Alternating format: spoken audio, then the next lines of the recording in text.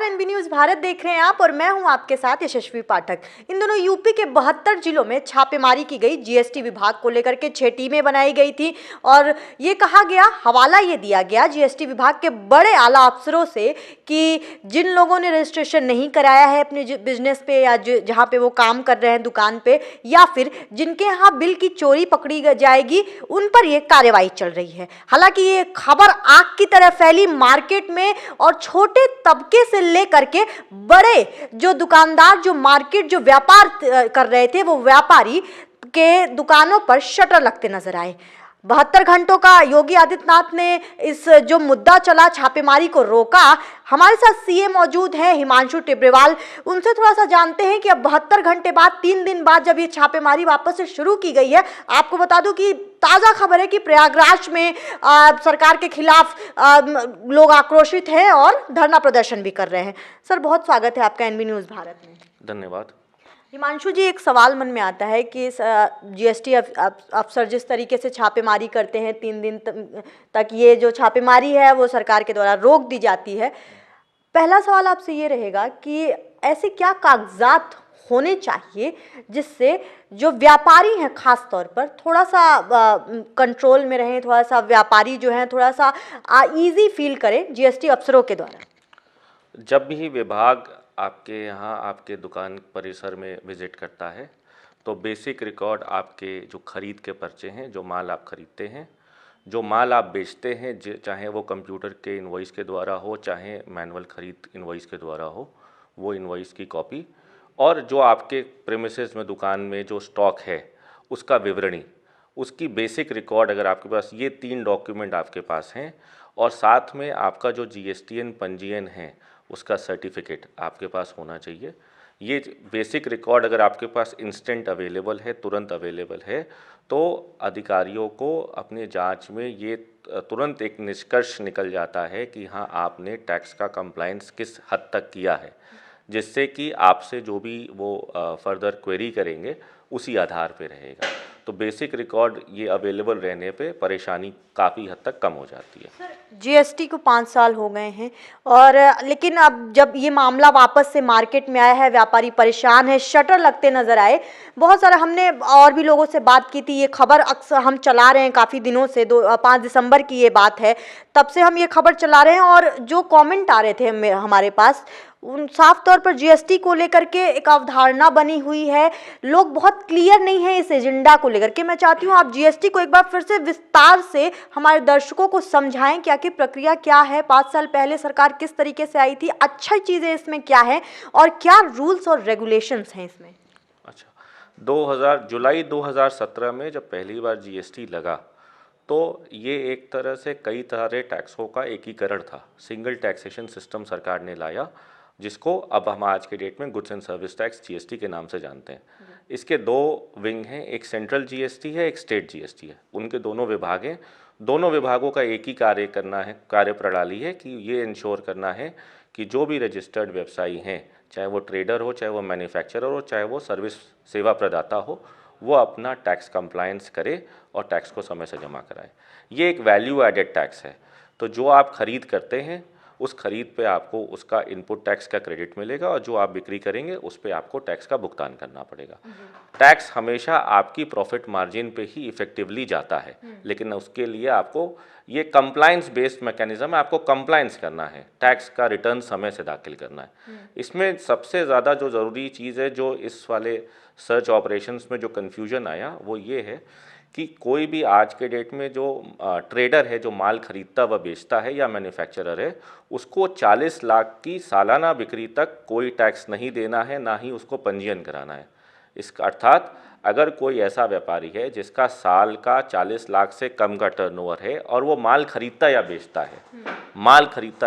है, मेरी बात पे ध्यान दीजिएगा, तो उनको ना जीएसटी में पंजीयन कराना है और ना टैक्स जमा करना है। इसके कुछ अपवाद हैं, जैसे आइसक्रीम पार्लर, उनके लिए छूट अवेलेबल नहीं है, तंबाकू, लेकिन अदर देन दैट सबके लिए ये चीज़ एप्लीकेबल है। इसके अलावा जो हमारे सेवा प्रदाता हैं, सर्विस प्रोवाइडर्स, उनके लिए छूट की सीमा 20 लाख रुपए है। तो जितने छोटे दुकानदार हैं जिनकी 40 लाख से कम की बिक्री है, उनको परेशान होने की कोई रिक्वायरमेंट नहीं है। उनको अगर उन्होंने जीएसटी पंजीयन नहीं भी कराया है तो उन पे जीएसटी की कोई लायबिलिटी नहीं बनती है। केवल उनको रिकॉर्ड के तौर पे अपने खरीद के बिल भी वो रख लेंगे तो भी वो सफिशिएंट है, जिससे अधिकारीगण ये कैलकुलेट कर ले कि उनकी टोटल खरीद कितनी साल की है, उतने से उनका कंप्लायंस हो जाएगा। इसके बाद सरकार ने छोटे व्यापारियों को एक और स्कीम लाई हुई है जिसको हम लोग कॉम्पोजिशन स्कीम कहते हैं। जिनका जो भी माल की खरीद बिक्री करते हैं, अगर वो 1.5 करोड़ के सीमा तक अपने माल की खरीद बिक्री करते हैं तो उनको मात्र अपनी बिक्री का 1% टैक्स देना है और उनको कोई ज़्यादा डॉक्यूमेंट्स मेंटेन करने की रिक्वायरमेंट नहीं है। सरकार उनके इनपुट टैक्स क्रेडिट के डॉक्यूमेंट्स को भी नहीं देखेगी, केवल उनके द्वारा किए गए बिक्री के आधार पे ही टैक्स लेके उनका कंप्लायंस कर देगी। ये भी एक, इसीलिए इसका नाम कॉम्पोजिशन स्कीम रखा गया है, जो छोटे व्यापारी हैं उनको कंप्लायंस करने में आसानी हो सके। 1.5 करोड़ से ऊपर के जितने व्यापारी हैं उनको फिर सुचारू रूप से अपने रिकॉर्ड्स को मेंटेन करना है और जीएसटी का रिटर्न फाइल करना है। जीएसटी का जो पूरा एंटायर मैकेनिज़्म है, क्योंकि अभी मैंने बताया ये value based, value added mechanism है। आप जब माल कोई ख़रीदते हैं उस पे जो आपने वैल्यू उसका ऐड किया और उसके ऊपर अपनी प्रॉफिट मार्जिन ऐड की और आगे किसी को माल वो बेच दिया, तो जो आपने माल खरीदा उसका आपको इनपुट टैक्स क्रेडिट मिलता है और जो अब आप बेचते हैं उस पर जो आउटपुट टैक्स आपका बनता है, दोनों का जो डिफरेंस है इफेक्टिवली वही आपकी टैक्स लायबिलिटी बनती है। लेकिन इसको निर्धारित करने के लिए, इसकी गणना करने के लिए आपको अपना इनपुट की डिटेल यानी खरीद की पूरी डिटेल मेंटेन करने की रिक्वायरमेंट है। उसी प्रकार अपनी बिक्री की डिटेल में रखना रिक्वायरमेंट है। तो इसके लिए सरकार ने 2 रिटर्न प्रिस्क्राइब किए हैं। एक है GSTR-1 जो कि हर महीने दाखिल होता है, जिसमें आपके द्वारा की गई बिक्री का विवरण होता है। इसी प्रकार एक GSTR-3 भी होता है जिसमें आपके द्वारा जो भी इनपुट है उसकी डिटेल जाती है और जो GSTR-1 में दी गई बिक्री है उसके अनुसार जो आपकी टैक्स की लायबिलिटी बनती है, जो मैंने कहा वैल्यू एडेड टैक्स, वो वैल्यू एडेड टैक्स वहाँ बनेगा, उसको आपको tax month two month basis पे जमा कर देना है। इसमें एक और सरकार ने रिलैक्सेशन दिया है कि जिसका टर्नओवर 5 करोड़ से कम है उनको ये व्यवस्था 3-3 महीने पे करनी है। हर महीने रिटर्न ना दाखिल करके 3-3 महीने पे रिटर्न दाखिल कर सकता है और जिनके टर्नओवर 5 करोड़ से ऊपर है उनको ये हर महीने ये कार्यप्रणाली का काम करना। तो जो व्यापारी अपना GSTR-1 और GSTR-3 भी समय से दाखिल करते रहे हैं, अमूमन उनके में कोई भी प्रकार की परेशानी नहीं आती है, क्योंकि ये सारा सिस्टम ऑनलाइन है। और अब आप काफ़ी कुछ सुन रहे होंगे कि डिपार्टमेंट आर्टिफिशियल इंटेलिजेंस बेस्ड ये सारी वर्किंग कर रहा है। तो जो डेटा आप फीड कर रहे हैं, जो आपका GSTR-1 और GSTR-3 भी रिटर्न जा रहा है या आप नहीं फाइल कर रहे हैं और आप अपना इनकम टैक्स रिटर्न फाइल कर रहे हैं या आप बैंक से जो ट्रांजैक्शंस कर रहे हैं, ये सारे डेटा का मिलान होता है। इसके मिलान पे यदि कोई मेजर वेरिएशंस मिलते हैं तो उसके आधार पर डिपार्टमेंट आपके यहाँ सर्वे या जांच या किसी प्रकार की आगे की कार्रवाई करता है। ये इसका एंटायर बेसिस है। तो अगर इसको हम सम अप करें सिंपल वर्ड्स में तो ये है कि जो व्यापारी अपने रिटर्न्स को समय से फाइल करेंगे और सही फाइल करेंगे तो उनको इस सर्वे में कोई परेशानी नहीं होनी और सर्वे अमूमन उनका होगा नहीं।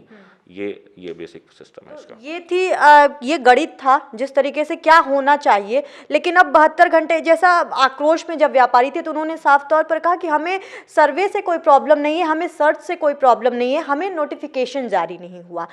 हालांकि सरकार ने इसके मद्देनजर रखते हुए 3 दिन का फिर 72 घंटे की रोक लगाई गई थी। अब मैं अगर आपसे हिमांशु जी जानना चाहूँ कि अब अगर व्यापारी को के पास कोई जाते हैं अफसर, बड़े आला कमान जाते हैं, तो अब व्यापारी को क्या करना चाहिए, किस तरीके से रजिस्ट्रेशन अगर नहीं हुआ है तो। और इसके साथ एक और सवाल ये उठता है, संक्षिप्त में आपसे जानना चाहूँगी कि इसके साथ एक और सवाल ये उठता है कि क्या ऐसा कोई प्रोसीजर नहीं हो सकता है कि अगर मान लीजिए मैं व्यापारी हूँ और किसी कारणवश मैंने रजिस्ट्रेशन नहीं कराया या फिर बिलिंग में मेरी कोई प्रॉब्लम है, तो खुद आला कमान आए और वहीं पर सारी जो सुविधाएँ हैं वो व्यापारी को तुरंत दी जाएँ।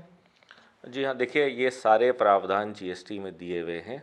सबसे पहली चीज़ है कि आपको इस कानून की बेसिक जानकारी ज़रूरी है, चाहे आपको खुद से हो, चाहे उसके विधिक जो ज्ञाता हैं उनके थ्रू या विभाग के अधिकारियों से भी आप ये जानकारी पहले प्राप्त करें कि सही क्या है, आपके व्यापार पे जीएसटी का क्या इम्प्लीकेशन है, किस प्रकार लागू होती है। अच्छा, अभी जो सर्वे के तौर पे मान लीजिए अभी कोई अधिकारियों की टीम आपके यहाँ विजिट करती है, तो कोई घबराने का मैटर नहीं है। पहले उनको फैक्ट्स और फिगर्स सारे सही उपलब्ध कराएं। उसके आधार पे जो भी आपकी टैक्स की गणना होती है, वो टैक्स की गणना आप अपने फिर जो आपके टैक्स एक्सपर्ट हैं या कंसल्टेंट हैं या वकील हैं, उनसे आप राय मशवरा करके आपको जमा कराने का अधिकार है। ऐसा कोई रिक्वायरमेंट नहीं है कि आपको इमीडिएट टैक्स की जमा कराने की रिक्वायरमेंट है। और इसके अलावा आप अपने कर का स्वयं से भी निर्धारण कर सकते हैं। इसके लिए एक जो व्यवस्था दी गई है वो DRC 03 का माध्यम दिया गया है। यदि आपको अभी ऐसा लगता है कि नहीं, आपके द्वारा जो है वो टैक्स का प्रॉपर कंप्लायंस नहीं किया जा रहा है या किसी प्रकार से कुछ कर जमा करने से छूट गया है, तो आप स्वयं जो है वो DRC 03 के माध्यम से टैक्स को जमा कराते हैं। उस केस में अगर आपने स्वयं कोई टैक्स जमा कराया तो आपके ऊपर किसी प्रकार की कोई पेनल्टी की कार्रवाई, शास्ति नहीं लगती, कोई पेनल्टी नहीं लगती है, केवल टैक्स। और उस पर अगर यदि कोई ब्याज का देयता बनती है तो वो ब्याज की देयता बनती है। इस प्रकार आप अपना टैक्स का कंप्लायंस कर लेते हैं और विभाग की कार्रवाई से भी बच सकते हैं। अच्छा सर, अब आखिरी सवाल की तरफ जाना चाहूँगी।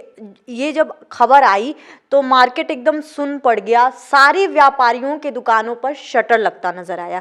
एक चीज़ मैं आपसे जानना चाहूँगी, मैं चाहती हूँ मेरे दर्शकों को भी क्लियर करें कि कौन से वो लोग हैं, जो वो दुकानें हैं या जो माध्यम है जहाँ पर अफसर जा सकते हैं। जैसे मैंने देखा कि जब ये छापेमारी की जब व्यवस्था आई तो छोटे छोटे जो दुकान है जिनको शायद डरने की ज़रूरत नहीं थी, उन्होंने भी इस चीज़ को लेकर के भ्रम फैला और वो शटर बंद करके चले गए। मैं चाहती हूँ एक थोड़ा सा भ्रम है जो आप उसको दूर करें।